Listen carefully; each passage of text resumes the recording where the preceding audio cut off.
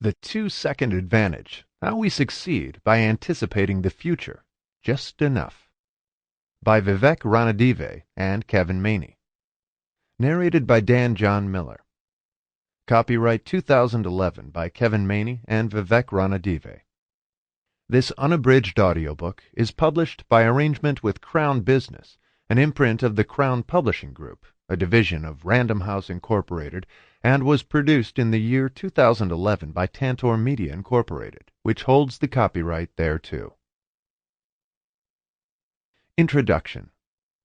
When the universe puts together a series of fortunate circumstances, it's probably a good idea to pay attention. Just such a set of circumstances led to this book. Kevin Maney grew up in upstate New York and has played hockey since he was young. He still plays, and has all his own teeth. He's almost exactly the same age and size as Wayne Gretzky. Somehow or other, Gretzky became the greatest player in hockey history, and Kevin didn't. But for years now, Kevin has been fascinated with Gretzky's most pronounced talent, his ability to know what was going to happen on the ice a second or two before anyone else.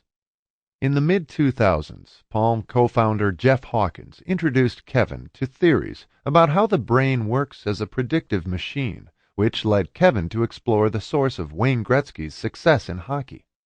He'd begun sketching out ideas that had to do with predictiveness, talent, and Gretzky's brain for a new book he was contemplating. Around the same time, Vivek Ranadive, the CEO of Tibco Software Incorporated, noticed the arrival of a next iteration of technology that combined real-time computing, context, in-memory software, complex event processing, and analytics. Information about events happening in the moment could be correlated with historical data using software to predict future patterns. The result?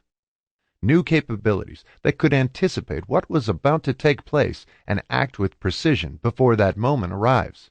Tibco makes software technology that can do this stuff. Around Tibco, Vivek started talking about his ideas. He felt that putting them into a book would help his employees understand his thinking and get technology and business people talking about the immense possibilities of this new capability.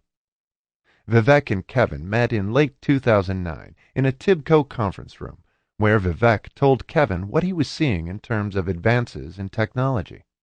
Kevin told Vivek about predictiveness and the human brain.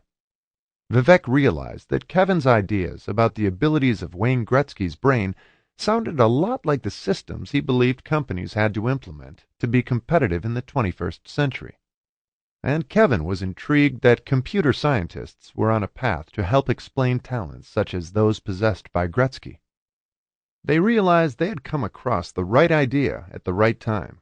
Technology is reaching a breaking point, with too much data overwhelming computing's capabilities, and a new model of information technology is needed. The predictive nature of the brain is an expanding area of scientific discovery, and the intersection of the two, computer science and neuroscience, is an increasingly hot field that's likely to give birth to the next generation of information technology. On their own, neither Vivek nor Kevin would have seen the connections between technology and brain so clearly. Together, they found the fields created a perfect synergy for the 2010s. This book is the result of their collaboration. The authors would like to acknowledge some individuals for their valuable help on this project. Vivek Ranadive. With any project, there are many individuals to thank behind the scenes, and this book is no different. The support of my family and friends, and their help and feedback in transforming my thoughts into a concept worth publishing, has been invaluable. Roger Scholl, my editor, and Kevin Maney, my co-author, have been incredibly patient and insightful, and have not only done the hard work of tying all the threads together, but have made significant contributions to the ideas in this book. I would also like to thank several colleagues who contributed greatly to this book's content: Don Adams, Cal Krishnan, Matt Langdon, Ram Menon, Matt Quinn, Marat Sanmez, Raj Verma, Srini Vinukota, and many others too numerous to mention. My gratitude to Kevin Tam and Anthony Zambatero for their outstanding cover design, and to Jennifer Kikoko, my assistant, for all her help. Kevin Maney. I would like to thank Dan Faust and Russ Mitchell for their research work. Jeff Hawkins gets a special nod for introducing me to the idea of the predictive nature of brains in the early 2000s, and for putting up with my asking him more about it over and over again through the years. Thanks, too, to neuroscientists Jim Olds, Stephen Grossberg, and Paula Tallel for their general advice and input. Thanks to Roger Scholl, the editor on this book, and my previous book, Trade-Off, for having faith in the project and seeing it through. Sandy Dijkstra, our agent, helped make it happen. Thanks to the folks at Tibco, who from time to time set aside running a fast-growing company to help the book along, including Holly Gilthorpe, Ram Menon, Don Adams, and Srini Vinakota. Finally, much appreciation to Kristen, Allison, and Sam for understanding when book writing had to take over weekday evenings and Sunday afternoons. Part 1. Talented Brains. Wayne Gretzky's Brain in a Box. In the 1981-82 hockey season, Wayne Gretzky broke the National Hockey League record by putting 92 pucks in the net. At the time, he stood 5 feet 11 inches tall and weighed 170 pounds, a wisp compared to the average NHL player. "I look more like the guy who bags your groceries at the local supermarket," he said about himself. He wasn't even a particularly great athlete, in a purely physical sense. "Our team doctors tested my endurance, strength, reflexes, and flexibility with machines, bicycles, and drills," Gretzky told an interviewer. "They tested every guy on the team, and I did bad in all the tests." Yet Gretzky holds just about every hockey scoring record there is. He is the best player in the sport's history. And here's the crazy thing. Gretzky didn't get so good in spite of his unimpressive physical attributes. He became so good because of them. Gretzky grew up in Brantford, Ontario, and started skating on the nearby river when he was 2. He played hockey with the local kids every chance he could in winter, an hour before school, a couple of hours after school, another hour or 2 after dinner. His father, Walter, taught him and coached him, although he didn't push him. "I practiced all day because I loved it," Gretzky said. When he was 6, he tried out for the Brantford Atom League for 10-year-olds and made it. One photo from that season shows Gretzky skating with his teammates, his head about as high as the numbers on most of his teammates' jerseys. That first year, Gretzky scored 1 goal. The next year, he scored 27 goals. The next year, as an 8-year-old, 104, then 196, and when he was 10, Gretzky scored 378 goals in 69 games. Yet he was always one of the smallest, scrawniest players in the league. No one had seen anything like it. Newspapers and magazines rushed reporters to Brantford to write stories about him. Gretzky quickly moved to higher-level leagues with much older, beefier guys. Since Gretzky couldn't unleash physical prowess on these opponents, he developed a different kind of weapon, his brain. "When I was 5 and playing against 11-year-olds who were bigger, stronger, faster, I just had to figure out a way to play with them," Gretzky explained. "When I was 14, I played against 20-year-olds, and when I was 17, I played with men. Basically, I had to play the same style all the way through. I couldn't beat people with my strength. I don't have a hard shot. I'm not the quickest skater in the league. My eyes and my mind have to do most of the work." He added, "I had to be ahead of everybody else, or I wouldn't have survived." Gretzky's father taught him anticipation, and Gretzky memorized hundreds of tricks and shortcuts, and then perfected them, because he had no other way of succeeding on the ice. The more he played, the more that sense of anticipation became instinct. Before long, he could hold the whole evolving situation, everything that was happening on the ice and the movement of every player, in his mind. When you're 170 pounds playing with 210-pound guys, you learn to find out where everybody is on the ice at all times, Gretzky noted. Being small forced Gretzky to develop an exquisite hockey brain. He built a predictive model of hockey in his head so that as a game unfolded, he could use memories of past games and tactics and a reading of the immediate situation to predict what would happen next. Every other good player does this to some extent, but Gretzky could do it just a little bit faster and a little more accurately than everyone else. Lots of kids growing up in Canada had skated for hours from the time they were preschoolers. Lots of kids had fathers who coached and drove them. Most of those kids had bigger, stronger bodies than Gretzky. Yet none of them became a Wayne Gretzky, because none of them developed the predictive brain Gretzky did. He truly was able to understand what was going to happen an instant or two before anyone else on the ice, and skate to where the puck was going to be. That was his famous line. He'd say that he doesn't skate to where the puck is, he skates to where it's going to be. Commentators would often say that Gretzky seemed to be 2 seconds ahead of everyone else. That capability drove Gretzky's phenomenal success in the NHL. Gretzky went on to lead the Edmonton Oilers to 4 Stanley Cup championships. "He reads where other people are going to be," said Grant Fuhr, who played with Gretzky on the Oilers. "People don't even think of a play because they don't think that play is possible. And Gretzky makes that play. He'll pass to a place, not a player. Somebody'll be heading to a place, and Wayne knows they can score from that spot, and that's where the puck goes." But what's going on inside Gretzky's head from a scientific point of view? Are there lessons from Gretzky that have implications for, say, running a department store? Like Gretzky on ice, the most successful people in various fields make continual, accurate predictions just a little ahead of and a little better than everyone else. It is the one common denominator of almost all consistent success.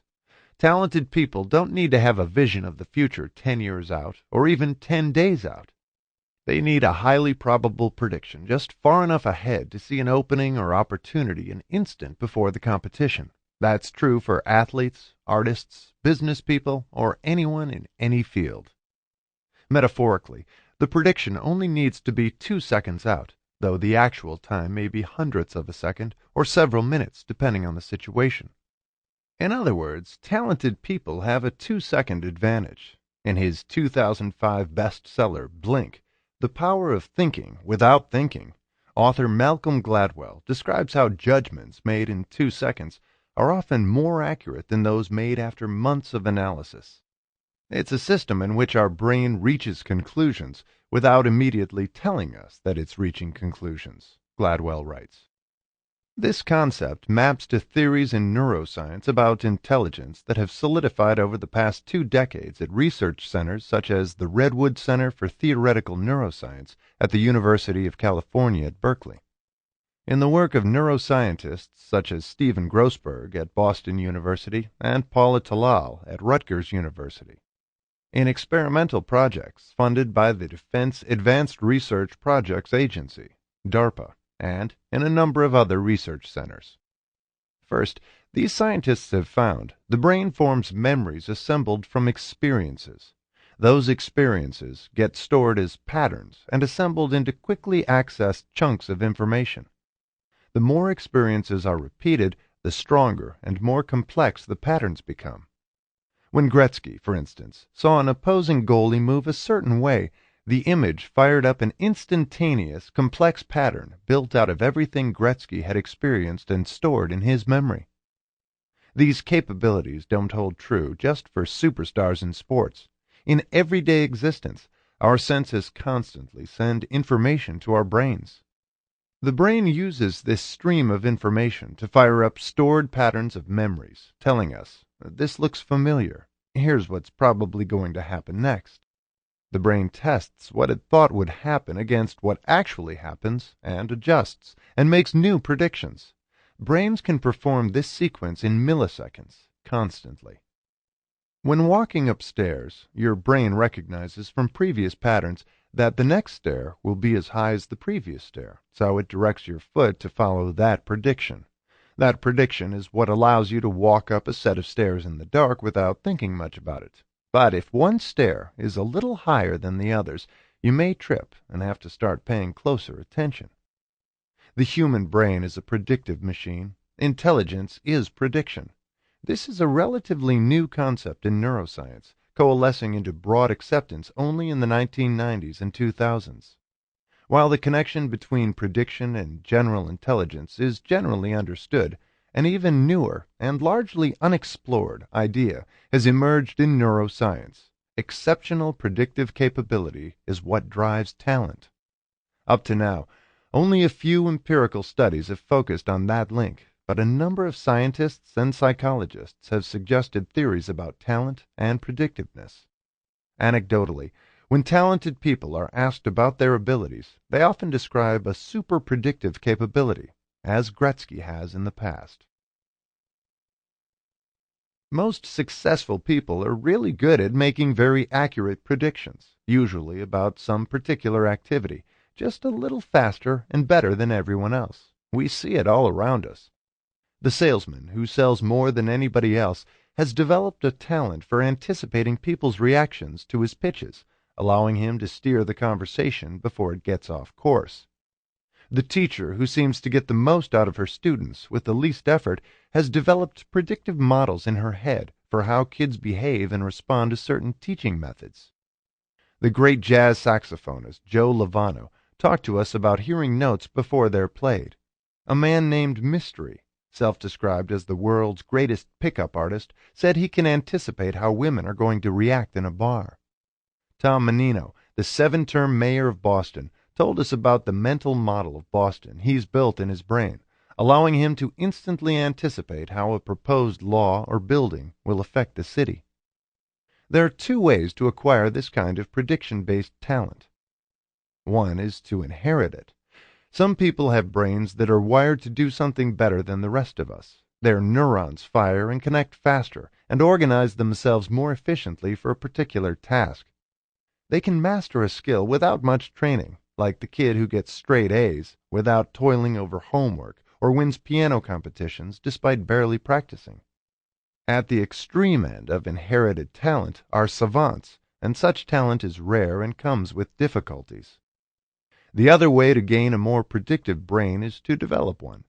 Perhaps a person doesn't have as much raw talent as some, but through thousands of hours of practice and hard work and field testing, that person can craft an efficient, effective predictive model in his or her field. Such people practice until they get it right. They become many of the world's success stories. The writers who penned 10 failed novels before writing that magical book that took off. The entrepreneur who failed in several businesses before founding a hot startup. But to achieve the success of a Gretzky, most people need both the natural wiring and the hard work, forging them together through a singular combination of circumstances. Gretzky was uniquely lucky, George Mason University neuroscience professor James Olds told us. Gretzky's brain had the advantage of great circuitry, to be sure. Because of his love of playing hockey, plus the long Canadian winters and his father's coaching, Gretzky got thousands of hours of practice that seared the dynamics of the sport into his memory. And then his small size gave him a reason to rely on his brain instead of his athleticism, stoking him to build better and better predictive models until he could out-anticipate anyone in the game. This, ironically, allowed Gretzky to not have to think so much during a game, allowing his brain to respond faster. Through his career, he continued to master ever greater complexity about the game, eventually storing whole symphonies of complex movements in single chunks. Think of it as being a little like baking. Other players, when taking in a developing situation on the ice, essentially were seeing the flour, the eggs, and all the other individual ingredients, and had to think about how to put them all together to make a cake. Gretzky just saw a cake. Instead of constantly having to access all the information he had stored about hockey in his brain during games, which would have taken too much computational time and effort, Gretzky was able to access whole chunks of information that he'd already assembled, analyzed, and understood. The informational chunks formed a well-honed, efficient mental model of hockey. All Gretzky had to do during a game was reference his mental model, and then let the information unfolding in the game flow in through his senses. When he recognized the way a play was going, it would activate chunks of knowledge based on what he'd seen before. That would in turn generate a prediction. This is what's probably going to happen. His brain would test what he was seeing against the prediction, perhaps taking into account that one of his teammates seemed a little slower that game, or the unexpected positioning of a rookie defenseman. Then, in a flash, The predictive model in his brain would adjust to the action on the ice, and he would know, with astounding accuracy, what was going to happen next. Gretzky didn't try to create a plan for the whole 60-minute game, or even think about what he was going to set up for 30 seconds from now. All he had to do was predict what was about to happen in the next instant, and do it a little bit faster and a little more accurately than anyone else. It gave Gretzky a gigantic advantage. It was his 2-second advantage. Imagine if a company could, in effect, skate to where the puck is going to be, not guess where it might be 3 months from now, but correctly anticipate what's about to happen in an instant. Some entities are already moving in that direction. Sam's Club does an amazing job of knowing what its members are going to want to buy when they walk into the store. The East Orange, New Jersey Police Department is getting better at predicting where and when a crime is about to take place, so it can have a police car drive by, preventing the crime from ever occurring. Such examples are not at the sophisticated level of Gretzky's brain during a hockey game, but they are an important leap in that direction.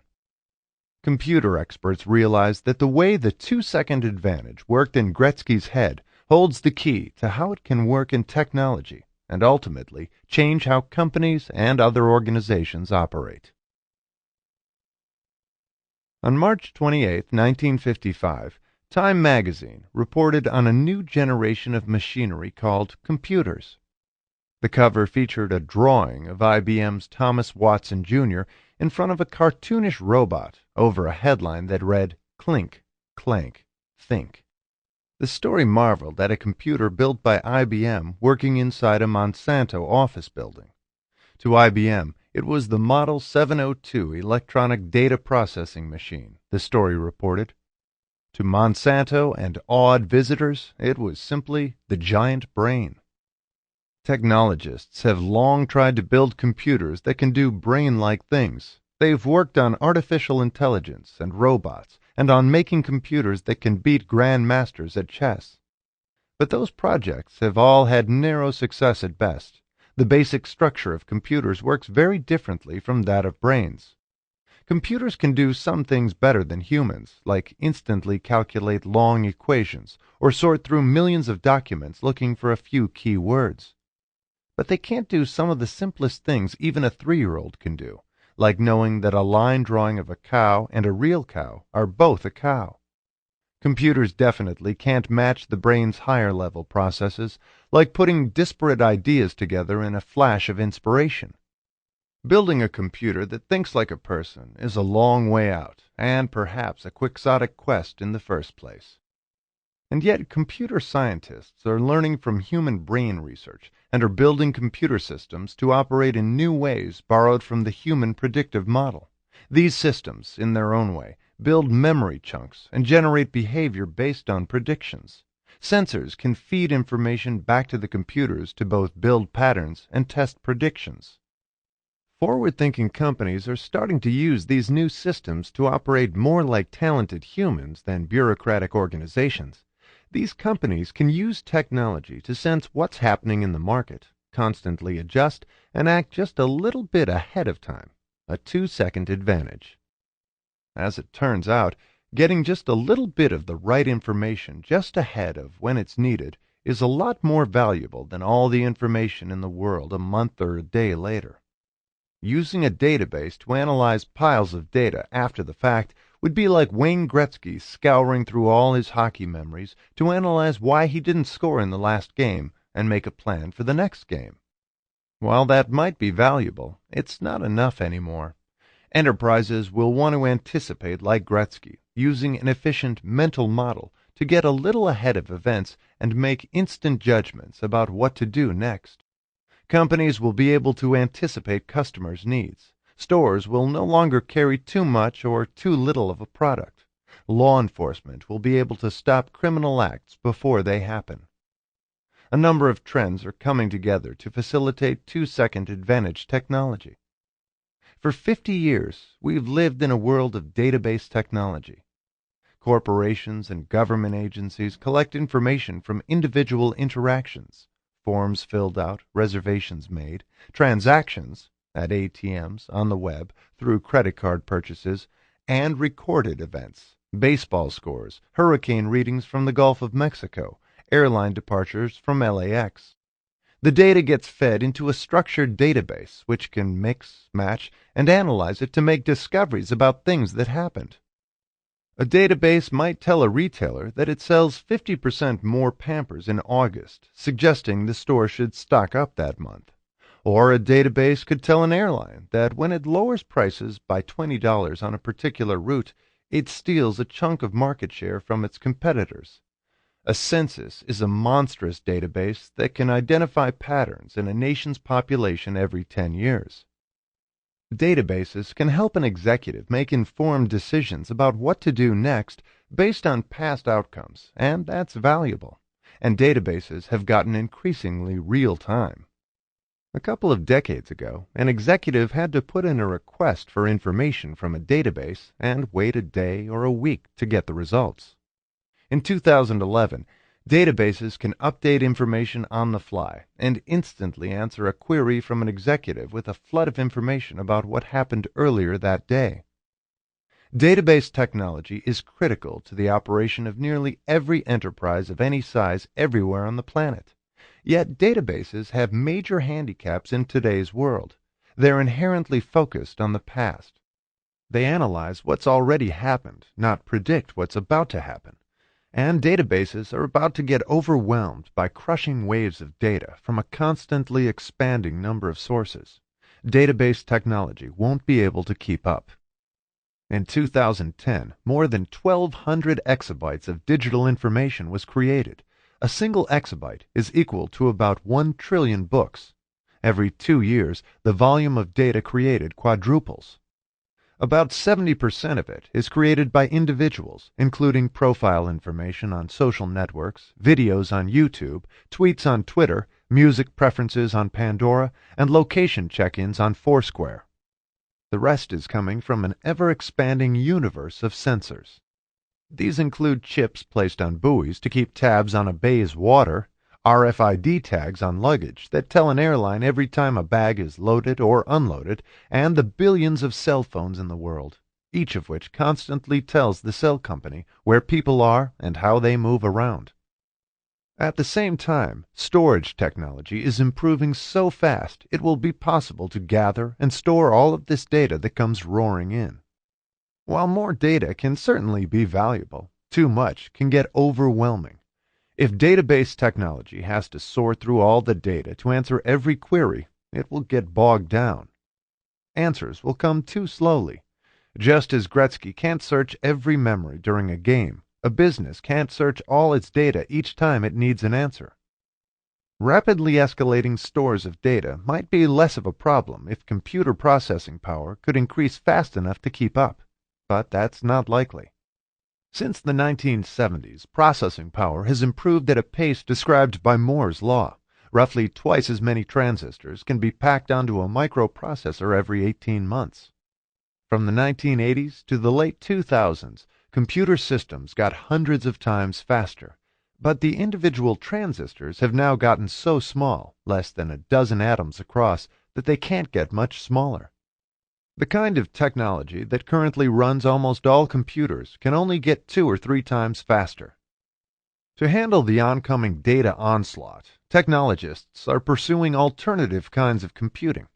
The most promising path is to develop more brain-like computers, technology that will use data to build models as Gretzky did, learning from data but not relying on the entire database.